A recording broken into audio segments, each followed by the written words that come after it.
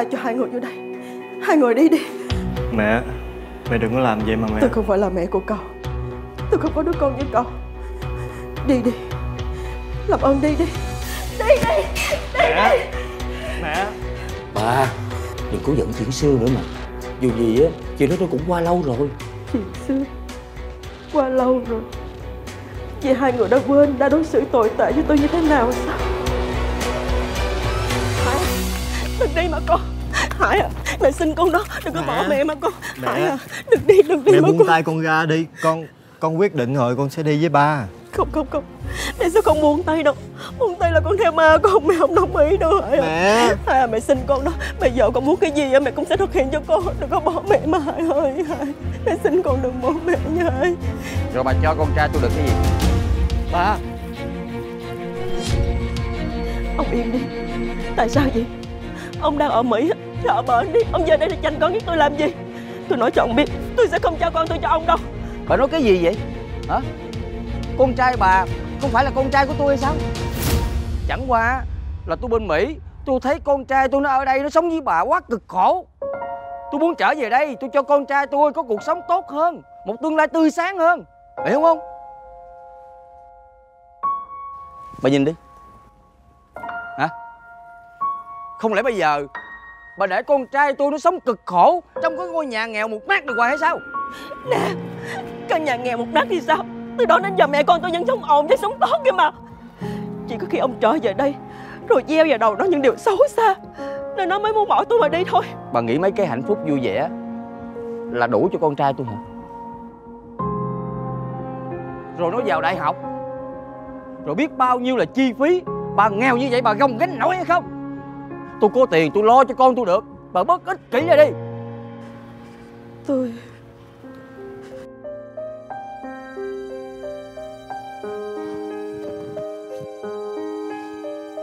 Hải nó 18 tuổi rồi.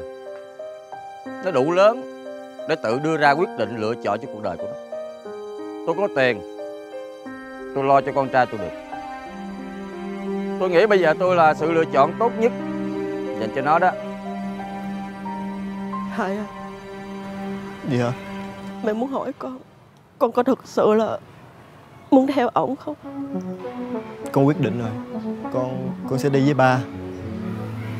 Con nghĩ sự lựa chọn này nó sẽ tốt cho con và cả mẹ nữa. Thôi được rồi. Kể từ giây phút này mẹ không có đứa con như con. Mẹ nói gì vậy mẹ? Mẹ nói gì vậy mẹ? Con đi đi. Mẹ. Đi đi. Mẹ. Hải ơi. Hải, đi theo ba. Đi con. Rồi mẹ con á sẽ hiểu cho hai cha con mình mà. Mẹ. Đi con. Mẹ đừng. Đi mẹ. con. Tội nghiệp, dành cả đời để nuôi con và bây giờ nó chê mẹ nó nghèo, nó chạy theo ba nó. Mà ba nó hồi xưa cũng có tốt lành gì đâu, cũng vì tham tiền đó mà bỏ rơi mẹ nó đó. Đúng là con nhà Tông không giống lông cũng giống cánh. Nghe đâu bây giờ ổng giàu có rồi mà ổng không có con trai nên ổng về ổng kiếm thằng Hải chứ tốt lành gì. Chim trời á thì ai dễ đếm lông, mà nuôi con á thì ai nỡ kể công tháng ngày. Tội nghiệp cho bà Hải quá. Bà hy sinh cho nó nhiều quá mà giờ kết cuộc như vậy đó. Tội quá sức rồi đó. Tha thứ. Tôi làm không được đâu. Làm ơn đi. Đi đi. Đi đi. Đi đi. Đi đi. Đi đi.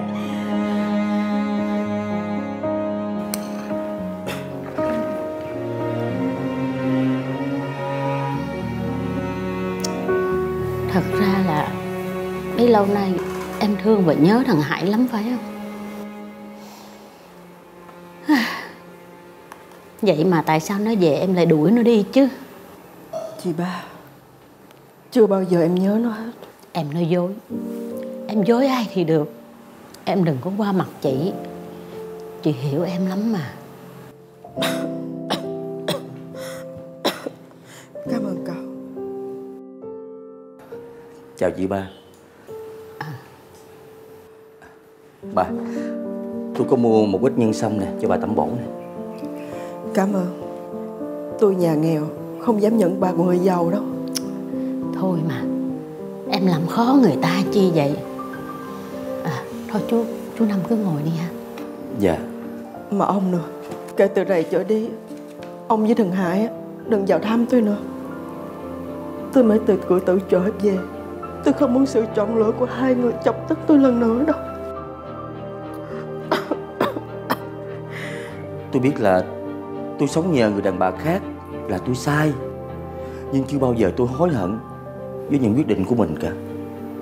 Tôi nhờ tiền của người ta để tôi kinh doanh, rồi giàu lên, rồi tự lập trên đất Mỹ, rồi tôi đón con trai của tôi qua đó để học tập, nó có một tương lai sáng lạng hơn.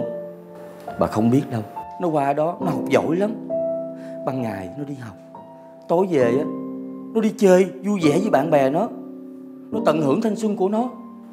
Nó xứng đáng nhận được cái cuộc sống như vậy mà bà. Mong bà tha lỗi cho hai cha con tôi đi bà. Chị thì họ ông có hiểu được nỗi đau của một người vợ mất chồng, một người mẹ mất con không? Ông nói là tôi ích kỷ, nhưng mà hai người mới thật sự ích kỷ, chỉ nghĩ cho bản thân mình. Hai người lúc nào cũng nói đến tương lai.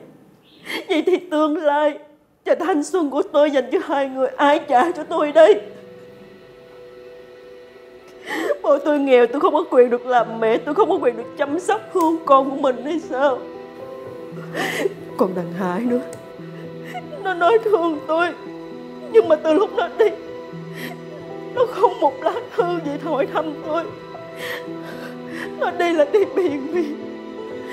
Nó không cần biết mẹ nó bây giờ sống chết làm sao, vậy mà nói là thương mẹ. Em à, em đừng quá bức xúc. Thật ra thằng Hải nó không có vô tâm vậy đâu. Nó rất là thương em. Em hiểu sai nó rồi đó. Chị nói vậy là sao? Chị có gì giấu em hả?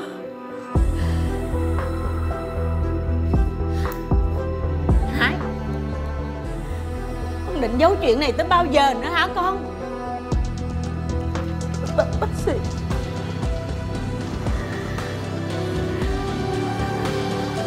Mẹ, con bất hiếu của mẹ rồi. Con xin lỗi mẹ. Con nhát gan, con không có dũng cảm. Con sợ đối mặt mẹ lại buồn, nên con mới chọn cách này, mới có thể ở bên chăm sóc mẹ được. Con bất hiếu.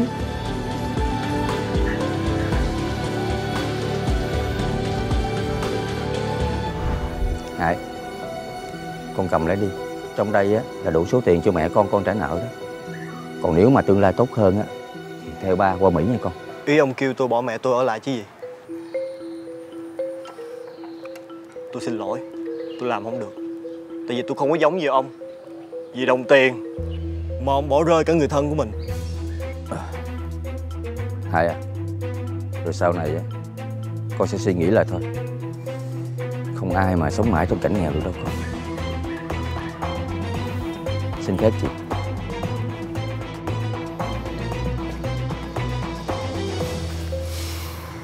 Gì ba? Con làm đúng rồi. Mình nghèo nhưng không bị đồng tiền làm chi phối. Con giỏi lắm. Dạ. Thôi đi về cái gì. Dạ, chị Tư hả chị Tư? Dạ, chị có tiền không? Cho em mượn tiền được không chị? Dạ.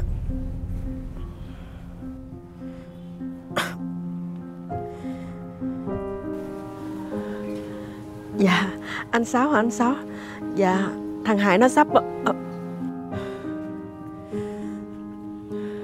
Dạ, bác sĩ hả bác sĩ?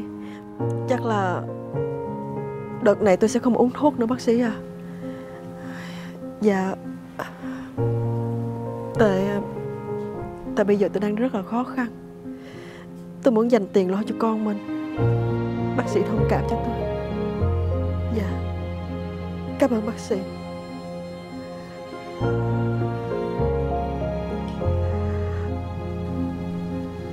Dì ba, có lẽ đồng tiền nó chi phối con rồi mà dì ba.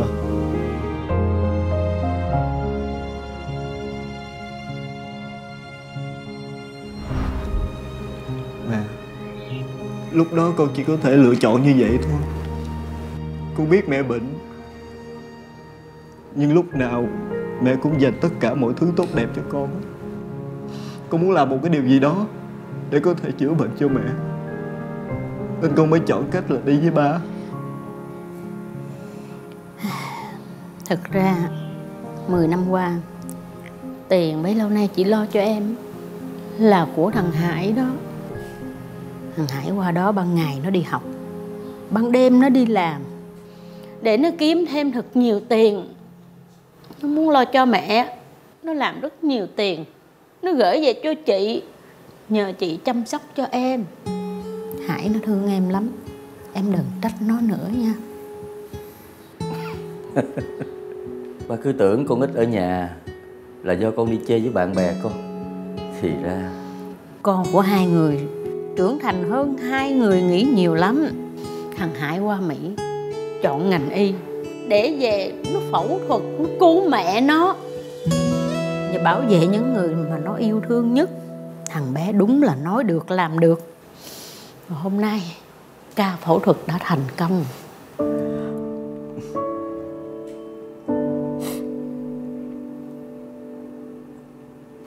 Con làm nhiều việc vì mẹ như vậy, chứ tại sao con lại không xuất hiện trước mặt mẹ hả? Mẹ à, con cứ tưởng là mẹ còn giận con, mà con biết tính mẹ nhất. Mẹ mà giận rồi á, mẹ đâu có lấy tiền, mẹ cũng đâu có chịu chữa bệnh. Mẹ mà có mệnh hệ gì á, con biết sống sao mẹ. Con thà là một thằng con bất hiếu, nhưng phải cố gắng là một người bác sĩ để chữa bệnh cho mẹ. Thằng bé ngốc này, con là con mẹ, mẹ không thương con đi thương ai. Lúc đó mẹ giận mẹ nói như vậy thôi đúng không? Vậy là mẹ hết giận con rồi đúng không? Con trai nè, mẹ mới là người xin lỗi con. Mẹ biết á, là con đi theo ba con sẽ được ba con chăm sóc thật tốt. Nhưng mà mẹ chỉ ích kỷ, nghĩ cho bản thân mình, muốn giữ con bên cạnh thôi. Đừng có giận mẹ nghe. Mẹ nè, từ nay về sau con hứa là con sẽ luôn luôn bên cạnh mẹ để chăm sóc cho mẹ, để còn báo hiếu cho mẹ nữa chứ. Con trai à, con báo hiếu như vậy là đủ rồi. Bây giờ cái người mà con cần báo hiếu á chính là ba con đó. thôi, hãy để thằng Hải nó bên cạnh bà đi. Tôi đã từng nói rồi mà, con cái nó lớn rồi, hãy để cho nó quyết định tương lai của nó. Dù tôi với bà đã ly dị rồi, nhưng thằng Hải nó vẫn là con chung của chúng ta mà. Còn Hải nữa, con cứ ở bên mẹ đi, chăm sóc cho mẹ nha. Thỉnh thoảng á, bà về thăm con.